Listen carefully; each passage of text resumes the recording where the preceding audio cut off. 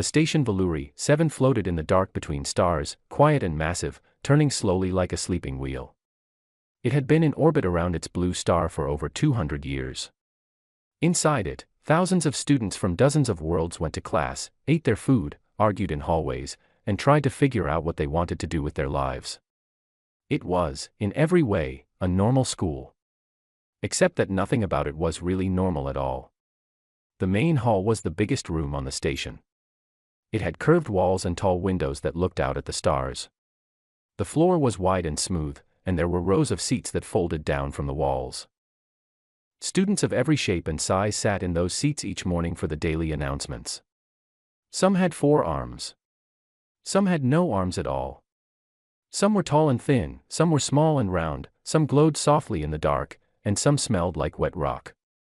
Cole Harmon sat near the back, next to his 2 friends.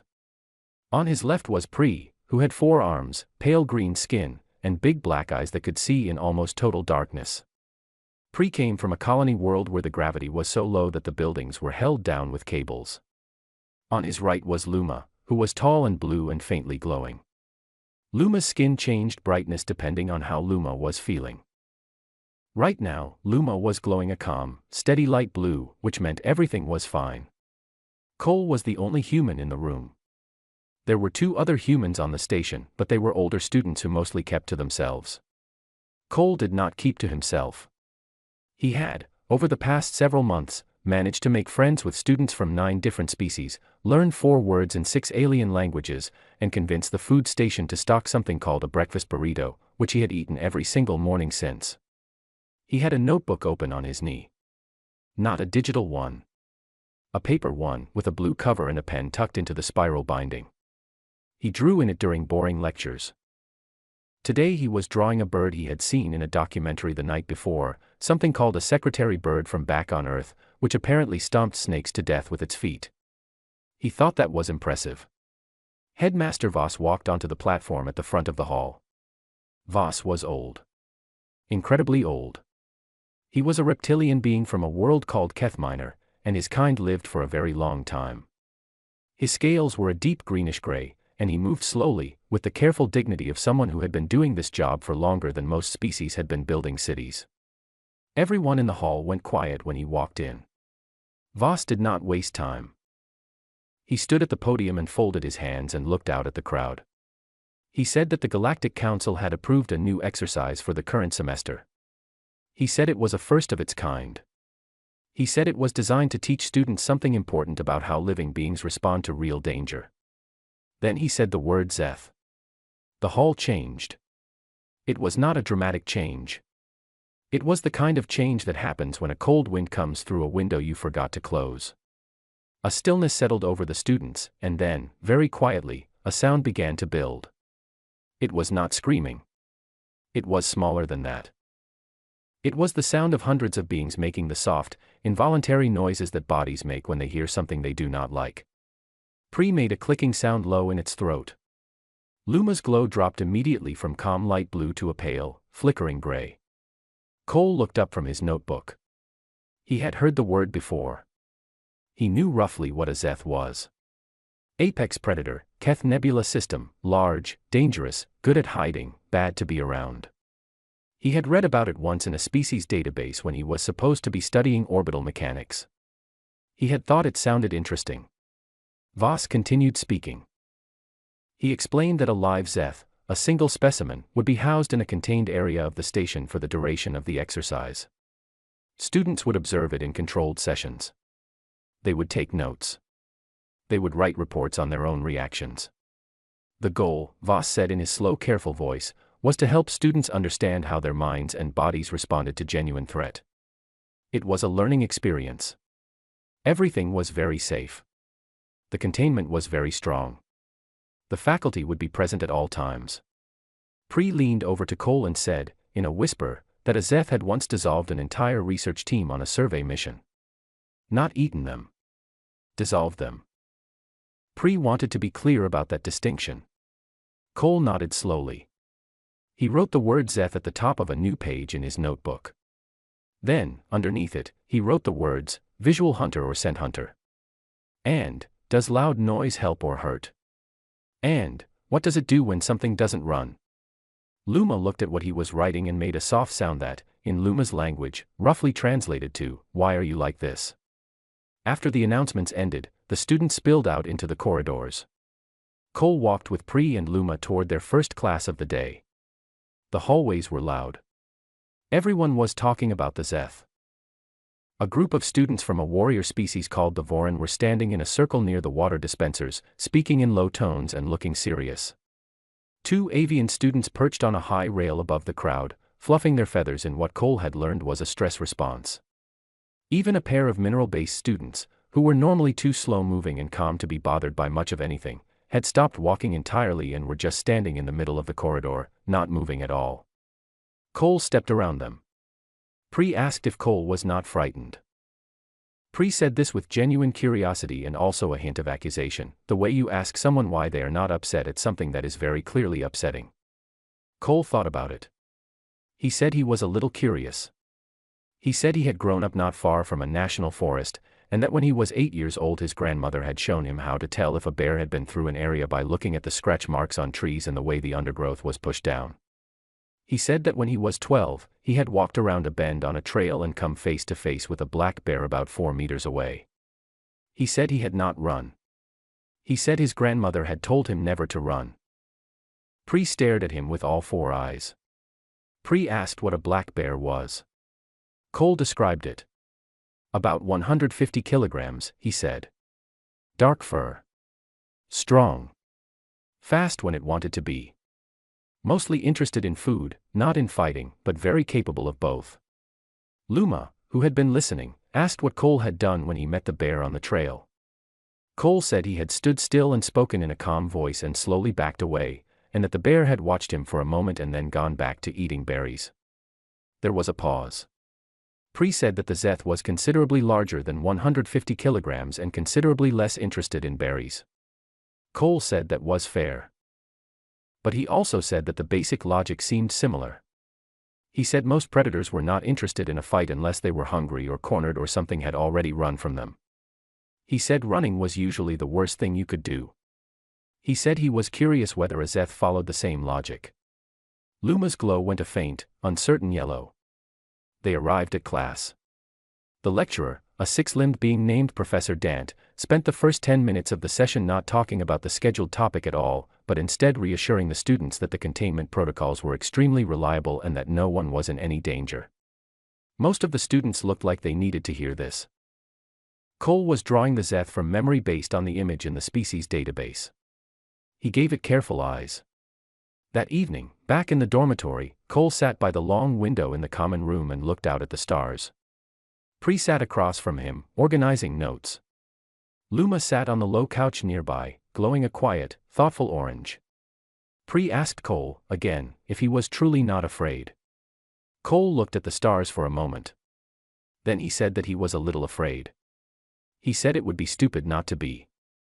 But he said that being afraid and not being able to think were two different things, and that Earth had taught him a long time ago that the second one was the real problem. Luma asked what Earth was like. Cole smiled a little. He said it was beautiful. He said it was also absolutely full of things that would kill you, and that humans had spent about 10,000 years figuring out how to live there anyway. The stars outside the window did not move. The station turned slowly. Somewhere deep in the lower levels, in a sealed and reinforced room, something very large and very patient waited in the dark.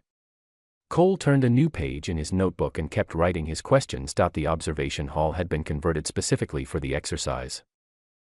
It was a long, wide room near the outer ring of the station, with walls that had been reinforced with layers of composite plating. Along one side ran a barrier of thick transparent material, something that the faculty described as completely unbreakable. Behind that barrier was a space roughly the size of a large gymnasium, filled with dim light and fabricated terrain. Low rock shapes. Shallow depressions in the floor. A few artificial trees that were little more than gray pillars with branches attached. Faculty member Dree stood at the entrance to the observation area and checked names off a list as students filed in. Dree was avian, with golden feathers and a sharp, nervous beak. Dree had been doing this for 3 years and was normally calm during student exercises. Today, Dree's feathers were pressed flat against their body, which in avian biology was the equivalent of gripping the armrests very tightly. Students entered in groups of 12. They were told to stand in the marked zone, which was a strip of floor about 4 meters back from the transparent barrier. They were told to keep their voices low. They were told not to press against the barrier under any circumstances. They were told that if they felt overwhelmed, they could step back to the secondary waiting area at any time, no questions asked. The first group went in. 12 students of various species. Within 30 seconds of the room's interior lights adjusting, something moved in the back of the enclosed space. It was large. It moved in a way that was difficult to track, not because it was fast, but because it seemed to occupy space strangely, like the eye kept deciding it must be a shadow and then realizing it was not. 3 of the 12 students went immediately to the secondary waiting area. 2 more backed against the far wall and did not move. The remaining 7 stood in the marked zone, very still, watching. The Zeth moved to the barrier and looked at them. It was enormous. Easily 3 meters at the shoulder, with a body that was long and low and built for cover. Its skin was dark, with a texture that seemed to shift faintly depending on the light. It had no obvious eyes in the place one expected eyes to be, which made it worse, not better, because that meant it was looking at you and you could not tell where it was looking. It moved along the barrier slowly, as though it was reading the students one by one. Every group had more or less the same reaction. Stillness, then backing away, then a slow reapproach from those who were steadier. A few students pressed their faces near the barrier and watched with academic intensity. Most stayed well back. Dree watched all of this from the entrance with careful eyes and took detailed notes. Cole's group was the 4th. Cole walked in with Pri and Luma and 9 other students. Luma's glow was already a muted gray before they had even crossed the threshold. Pri had all 4 arms crossed tight against its chest, which was a posture Cole had come to recognize as Pri trying very hard not to look like it was frightened. The Zeth was at the far end of the space when they entered. Cole looked at it immediately and did not look away. The others in the group shifted toward the back of the marked zone without quite deciding to. Cole moved to the front. Dree called out, quietly but firmly, that the marked zone boundary was there for a reason. Cole was still in the zone. He had stopped about a step behind the front line of the zone marker and was standing still, watching the Zeth. He had his notebook open. The Zeth turned. It had, in the time since the first group, moved through several behavior cycles that the faculty had seen before. It tested the barrier. It paced. It made sudden lunges at the transparent wall to observe flinch responses. It had a rhythm to it, almost like it was bored and playing. When the Zeth turned and saw Cole, it stopped. Not slowed down. Stopped. The way a clock stops. Completely. Cole did not move. He was writing something in his notebook without looking down at the page, which was a habit he had developed during long field observations back home. He kept his eyes on the Zeth. The Zeth kept its not quite visible gaze on him. Dree, at the entrance, had gone very still. The Zeth walked to the barrier. Slowly. Not in the lunging way it had moved with the other groups. This was different. It came to the barrier directly in front of Cole and stopped again. It was close enough that its breath fogged the transparent surface. Cole wrote one more word in his notebook. Then he looked up fully. They looked at each other for a long time. Cole counted silently in his head. 1, 2, 3. He had learned, from a very young age, that in most territorial animal encounters, the one who looked away first was deciding something. He did not look away. Behind him, he could hear Pri making a sound very quietly that had no translation but meant approximately, "I am going to pass out." At about the 4-minute mark, Cole did something that made Dree inhale sharply and made 2 faculty observers in the back room nearly knock over their recording equipment. He tapped the barrier twice with 2 fingers. Lightly. Like knocking on a door. It was not an aggressive gesture. It was not a fearful gesture. It was a greeting. Or at least the closest thing he could think of that translated across the gap between them. The Zeth tilted its head. A slow, deliberate movement. Cole tilted his head back. Mirroring it. The Zeth held that position for about 10 seconds. Then it stepped back 1 step. Then it turned and walked to the far end of the space and lay down. The observation session ended shortly after. Dree dismissed Cole's group with the kind of voice one uses when one has just witnessed something that needs to be processed before any words are chosen. In the corridor outside, Pri sat down on the floor without warning. Priya's legs had simply stopped cooperating. Luma's glow had gone a very bright, startled white, which was the bioluminescent equivalent of standing up very fast. Pri said, from the floor, that Cole had just had a staring contest with a Zeth. Cole said that was not exactly what it was. He said he had just been watching it. He said it was interesting. Luma asked what the tapping was about. Cole said he was not entirely sure. He said it had worked on dogs, sometimes, and once on a very suspicious raccoon. He said it was worth trying. He said the point was to communicate that he was not a threat and not prey, and that any signal that was calm and deliberate and non-aggressive was worth trying when you were looking at something large and uncertain. Pri, still on the floor, said that raccoon was a word it had now heard from Cole 3 times and it still had no idea what it was. Cole sat down next to Pri on the corridor floor and described raccoons. Medium-sized. Masked face. Surprisingly smart. Could open latches. Ate almost anything. Often found in trash near human homes. Pri listened with its 4 arms still tight against its chest. Luma, standing above both of them, said quietly that the Zeth had behaved differently with Cole than with every other group. Luma said this in the careful way of someone who was noting a fact they did not yet have a category for. Cole said he had noticed. That evening, the faculty observations were reviewed in a closed session. Dree presented the footage and the behavioral log. The Zeth had made at least one aggressive lunge or charge toward the barrier with every other student group. With Cole's group, it had not. With Cole specifically, it had displayed what the behavioral analysts classified as assessment behavior rather than predatory behavior. The difference, the analysts explained, was significant. Assessment behavior was what a predator did when it was not sure what it was looking at. One of the council observers, a short gray being from a species called the Vor, watched the footage twice. Watched the moment where Cole tapped the barrier. Watched the Zeth tilt its head. The Vor observer said nothing. But they watched it a 3rd time. Back in the dormitory, Cole sat by the window again and added to his notes. He wrote that the Zeth seemed more curious than aggressive given the right conditions. He wrote that maintaining stillness and making deliberate non-threatening gestures had changed its behavior. He wrote a question, does it respond to individuals differently, or to behaviors? He underlined the question twice. Outside the window, the blue star turned slowly in the dark, and the station turned around it, and deep in the observation hall, the Zeth lay in the dim light with its head resting on its front limbs, doing what apex predators sometimes did when nothing interesting was happening. It waited. The memo came on a Tuesday.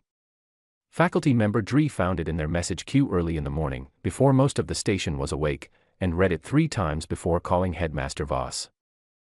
The Galactic Council observers had reviewed all of the behavioral data from the first round of observation sessions. They had noted the standard responses from all species groups. They had also, at length, noted the response of Cadet Cole Harmon of Earth. And they had decided that the exercise needed to escalate. The next phase was a survival simulation. This was not unusual. The council had run survival simulations at various academies before. 6 students would be placed inside a large enclosed environment, a fabricated wilderness space on the station's outer ring, and the Zeth would be released into that space with them. Unrestrained. The simulation would last 60 minutes. The stated purpose was to observe natural survival behavior under genuine threat conditions. Faculty member Dree spent most of that morning trying to find a diplomatic way to object. By midday, Dree had not found one. The 6 students selected were Pri, Luma, a mineral-based student named Garath, 2 avian siblings named Syrah and Sola, and Cole. Cole was told about the selection at dinner. He set down his fork, thought about it for a moment, and then picked his fork back up and continued eating. Pri, who received the same message at the same moment, did not pick up its fork again for quite some time. The simulation space was larger than the observation hall. Much larger. It was a full fabricated ecosystem, about the size of 3 football fields, with terrain that had hills and gullies and patches of synthetic vegetation. The light inside was dim and green, like a forest in the late afternoon. It smelled like soil. Real soil, imported and spread across the floor to a depth of several centimeters. The air was thick and still. The 6 students entered through a hatch in the wall and stood together near the entrance for a moment. Nobody spoke. Garath, who was roughly the shape and size of a large boulder and usually moved very slowly, had already begun the mineral stress response, which meant its body was hardening and its movement was slowing. This was an involuntary biological process and Garath could not stop it.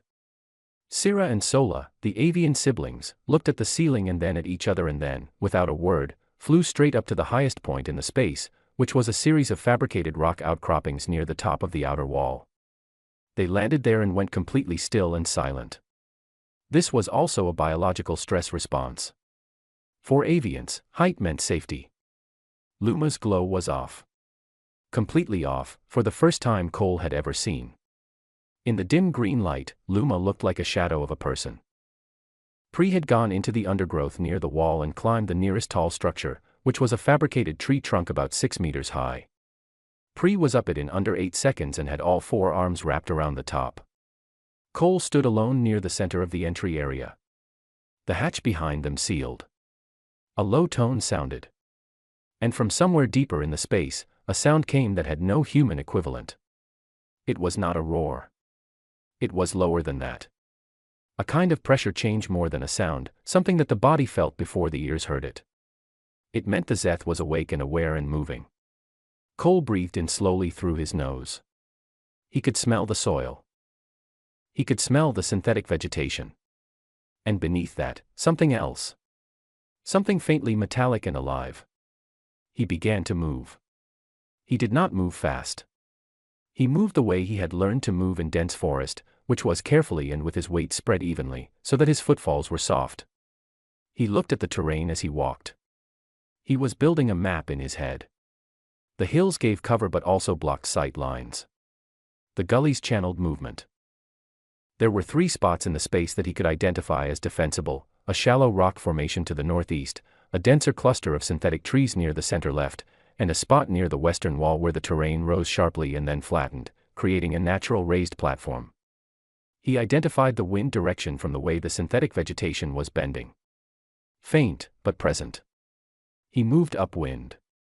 In the faculty observation room above, a team of 12 researchers and 2 council representatives watched the feed. The 5 other students were motionless. Garath was a frozen shape in the entry area. Sira and Sola were pressed against the rock face above. Pri was at the top of the fabricated tree, not moving. Luma was lying flat in a shallow depression in the soil, barely visible. Cole was the only student moving. The researchers tracked him on 3 separate cameras. The Zeth was also moving. It was heading northeast. It had picked up something. It moved in long, low sweeps, covering ground efficiently. It was heading toward the shallow depression where Luma was hiding. Cole saw it. He did not run. That was the thing that made one of the researchers stand up from her chair without realizing it. He saw the Zeth heading toward Luma's position and he changed direction and began moving toward the Zeth. Deliberately. With purpose. He snapped a branch. One sharp crack. The sound was small but in the dense, still air of the simulation space it carried clearly. The Zeth stopped. It turned. Cole and the Zeth were across a clearing from each other, roughly 15 meters apart, with a stretch of open ground between them. Cole stood still. The Zeth was perfectly, completely still. The kind of stillness that a large predator achieves right before it decides what to do. Cole's hands were shaking. He noted this with the detached part of his mind that stayed calm during emergencies and simply observed what the rest of him was doing. His heartbeat was fast. His breathing wanted to go shallow and he was making it stay slow. His body was giving him every instruction that bodies give when they are in danger, and he was listening to all of those instructions and making a deliberate choice not to follow the one that said run. The Zeth circled left. Slowly. Cole tracked it without turning his back. He rotated, keeping his front facing it, moving only enough to stay facing it. His voice came out low and even and he said, quietly, "I see you. I'm not running. I'm not going anywhere. You can look all you want." It did not matter that the Zeth did not speak English. The tone was what mattered. Low, steady, not threatening, not submissive. Just present. The Zeth circled a second time. Then it stopped again. For 40 seconds they stood without moving. Then the Zeth turned and moved away, back toward the center of the space. Cole stayed where he was until it had gone fully out of sight. Then he breathed out and went to check on Luma. Luma was in the shallow depression, still entirely dark, still lying flat. Cole crouched down next to Luma and said, quietly, that it was okay. Luma's glow came back on, very faint and very pale, but on. For the rest of the simulation, Cole moved through the space slowly and carefully, putting himself in positions between the Zeth and the other students. He did not confront it again. He used the terrain the way he had learned to use terrain, staying aware of where the Zeth was from the sounds it made and the direction the air moved, and steering clear of the places where the path was too direct and too obvious. When the 60 minutes ended and the hatch opened, all 6 students walked out. Garath was unharmed, still slightly hardened but recovering. Syrah and Sola came down from the rock face and were unharmed. Pri climbed down from the fabricated tree and its legs were shaking but it was fine. Luma walked out close to Cole and did not speak for several minutes. In the debrief room, Headmaster Voss reviewed the footage alone before the session began. He watched the moment where Cole walked toward the Zeth rather than away. He watched the circling. He watched the moment where Cole stayed still and the Zeth turned and left. Voss asked Cole a question. Just one. He said, "Where did you learn to do that?" Cole thought about his grandmother on a trail in October, the air smelling like dead leaves, her voice calm and practical, explaining how you stood your ground and let something large and dangerous decide you were not worth the trouble. He said, "Earth. You kind of had to." The alarm came at 2:14 station time. It was not the kind of alarm that meant a small problem. The lights in the corridor shifted from their normal pale white to a deep amber, and the sound was steady and low, not the sharp urgent tone that meant fire or hull breach. It was the code for biological containment failure, which was, in its own way, worse than both. Cole was already awake. He had been reading, sitting on his bunk with a small light on, working through a book about animal tracking that he had found in the station's old physical library 3 weeks ago. When the alarm shifted the corridor lights to amber, he put the book face down on his knee and listened. The announcement came 40 seconds later. A calm, automated voice that said there had been a malfunction in the lower service corridor systems during a scheduled maintenance cycle. It said the situation was being managed. It said all students should remain in their dormitory wings and await further instruction. Cole got up and put on his boots. Pri, from the upper bunk, said in a very tired voice that the announcement had specifically said to stay in the dormitories. Cole said yes. Pri asked what he was doing. Cole said he was putting on his boots. Pri looked at the amber light in the corridor outside their door and said, slowly, that the boots were going on because Cole was not going to stay in the dormitory. Cole said that there were students in the lower service wings. The dormitory assignment map was on the shared board at the end of the corridor. He had looked at it before because he found the station layout interesting. He said roughly 11 students plus at least 3 maintenance workers were assigned to areas that were now in the lockdown zone. Pri was quiet for a moment. Then Pri said, with great sincerity and some desperation, "Please do not do this." Cole said he would take a comm badge and check in every 10 minutes. He said he would be careful.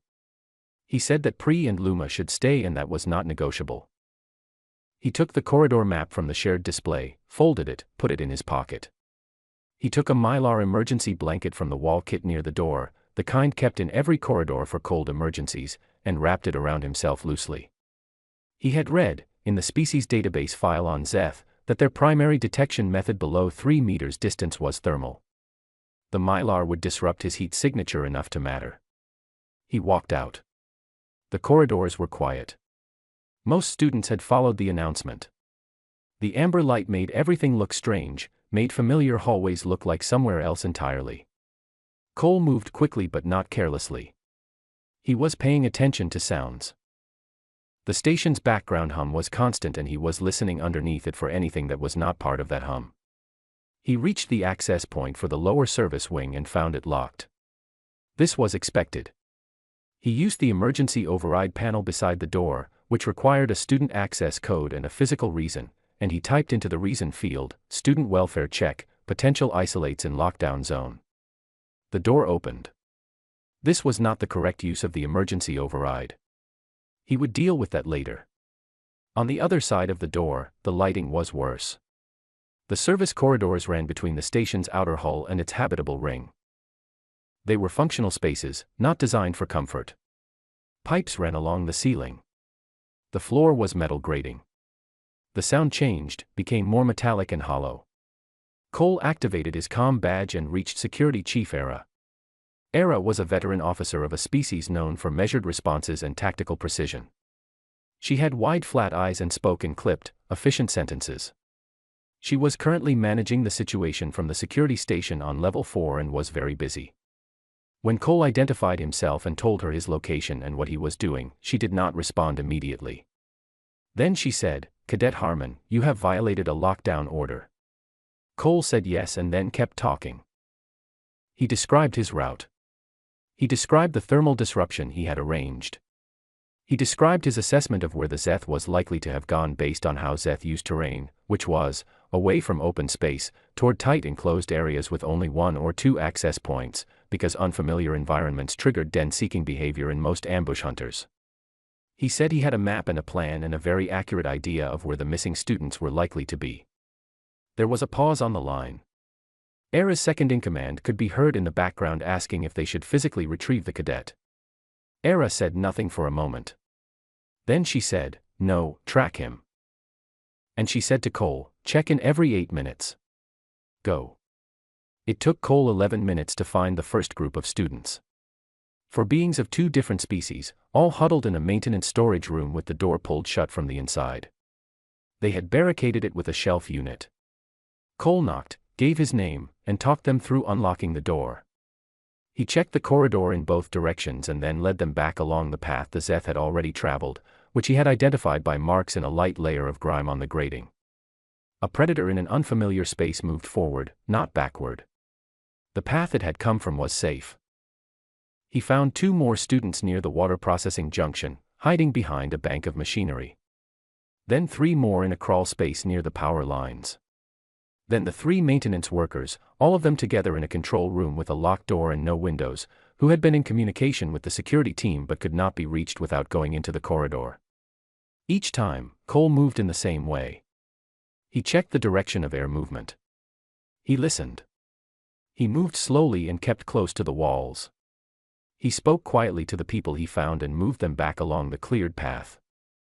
He was heading for the last 2 missing students, a pair of first-year avians who were too young and too frightened to have climbed to safety, when he turned a corner and found a dead end. The map had an error. The corridor he was in ended at a sealed maintenance hatch that should have connected to the next section but had been sealed over during a repair cycle 3 years ago. The map had not been updated. And the Zeth was at the other end of the corridor. It was about 20 meters away. It had come from a side passage. It was large in the narrow corridor in a way that felt total, the way a wall is large, except that this wall was breathing and watching him. Cole stopped. The Mylar had bought him distance, but he was in the corridor now and there was nowhere else to be. He did what he knew how to do. He planted his feet. He made himself as still as possible. He breathed carefully and slowly. He looked at the Zeth, not directly into the approximate location of its eyes, but at its body, the way you looked at something big to read its intention rather than challenge it. He began to talk. Low voice, steady pace. He said whatever came to mind. He described the station layout. He described what the maintenance corridors were used for. He described the view from the window in the common room and how the blue star looked different colors at different times of day. He described his grandmother's house and the way the trees looked in October and the sound the leaves made when the wind came through them.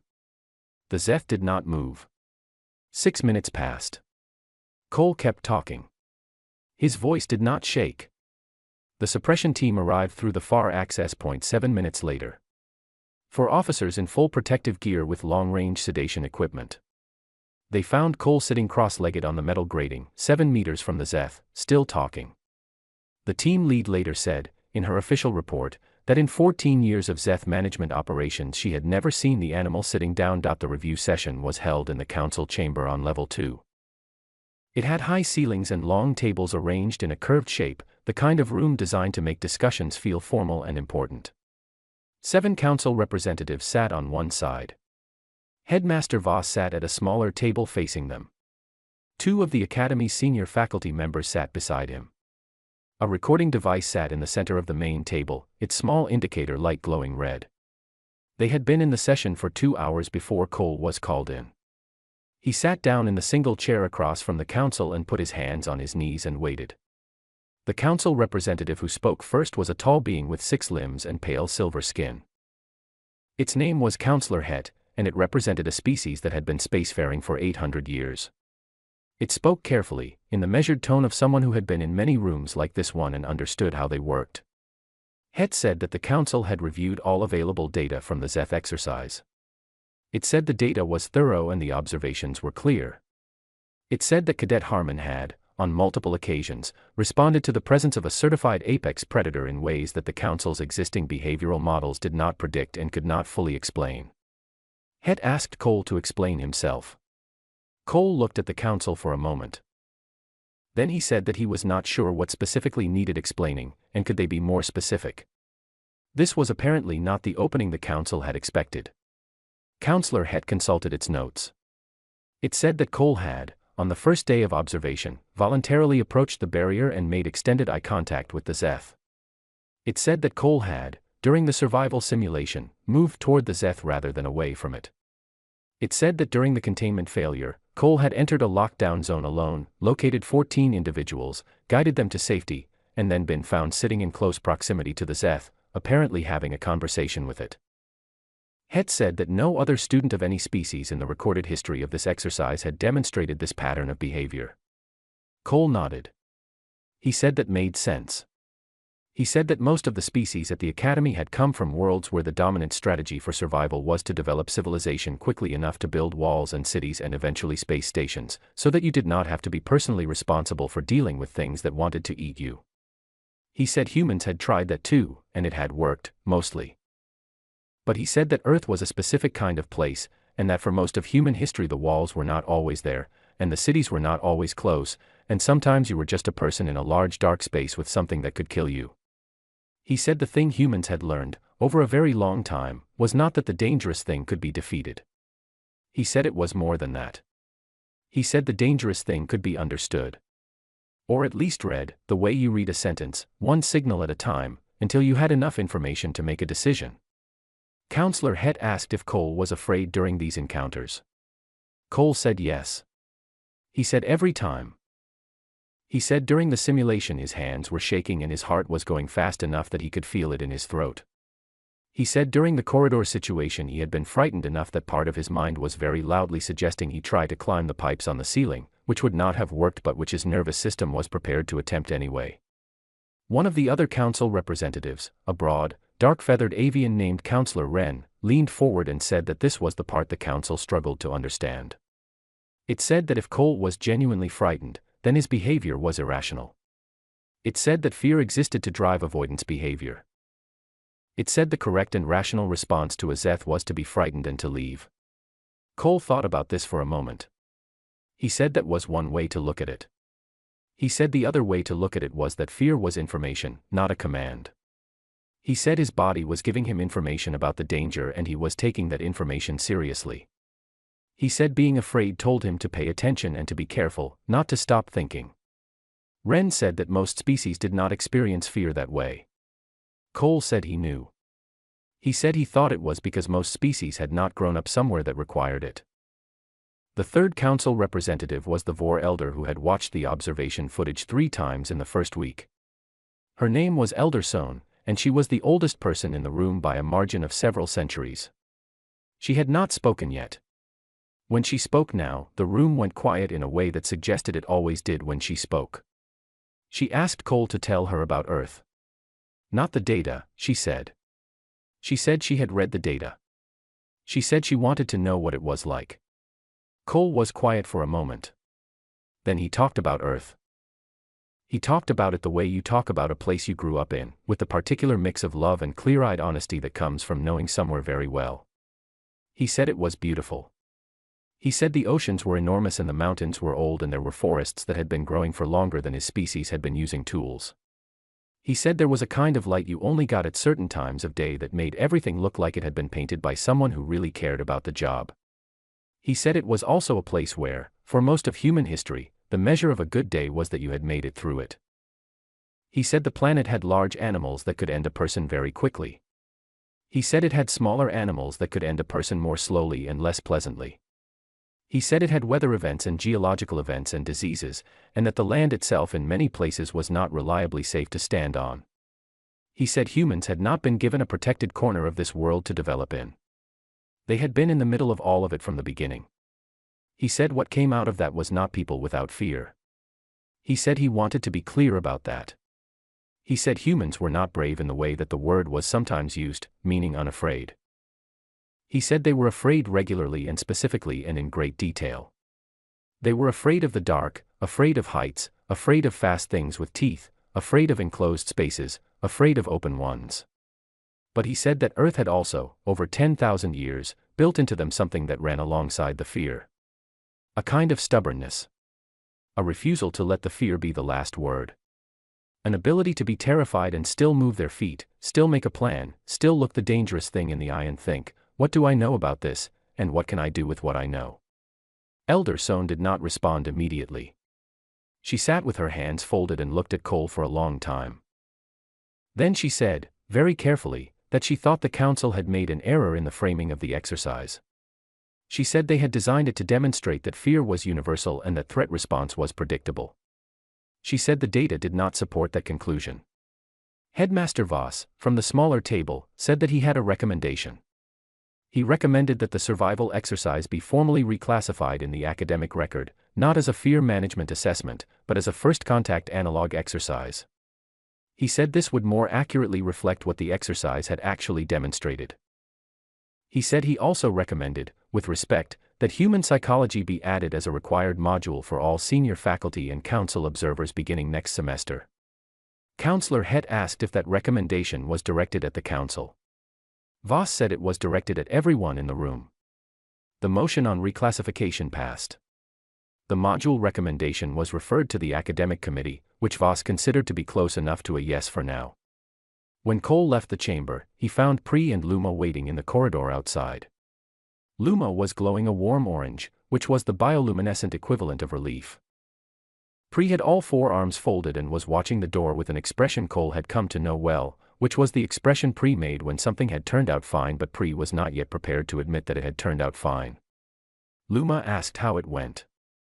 Cole said it was fine. He said they mostly just wanted to ask questions. Pri said, flatly, that they had been in there for 2 hours. Cole said there were a lot of questions. The three of them walked back toward the main corridor together. The station's lights were back to their normal pale white. The service corridors had been cleared and the hatch sealed properly this time. Somewhere in the lower observation area, the Zeth had been returned to its enclosure after the suppression team's sedative wore off, and was now, according to the daily report, eating and moving normally. Pri said, after a while, that it had been thinking about what Cole had described. About Earth. About the animals. Pri said it had looked up the black bear in the species database and that it was, in fact, considerably less frightening than a Zeth, but that the database did note it was capable of running at approximately 55 km per hour and climbing trees, which Pri found troubling. Luma said that it had looked up raccoons and had a lot of questions. Cole smiled. He said he would answer all the raccoon questions. He said they were genuinely interesting animals and got a bad reputation because they lived near people, but that they were smart and adaptable and had figured out how to thrive in a world that had changed enormously around them, which he thought deserved some credit. Pri said that this was exactly the kind of thing Cole would say about an animal that went through trash. They turned a corner and the common room was ahead of them, warm and lit, with the wide window beyond it showing the stars and the blue star turning slowly in the dark. Cole sat down in his usual spot. He opened his notebook. On the last page he had used, at the top, was the question he had written the very first night, after the announcement in the main hall. Does it respond to individuals differently, or to behaviors? He thought about it for a moment. Then he wrote, underneath it, in small careful letters, both. It responds to both. It can tell when something has decided it is not afraid. He looked out at the stars. Luma sat nearby and glowed a quiet, steady gold. Pre sat across from him and said nothing for a while, and then said that it supposed, all things considered, that having a human around was probably useful. Cole said he would take that. The station turned. The stars did not move. And in the old species database, in a file that had not been updated in several decades, the entry for Homo sapiens still read, in its final line, caution advised. Threat response classification, unpredictable. Somewhere, in a review session that was still ongoing, Elder Sohn was suggesting that the entry needed to be rewritten. She was suggesting that unpredictable was not the right word. She said the right word was adaptive. The committee was still arguing about it. They would argue about it for some time. That was fine. Cole had already moved on to the next page.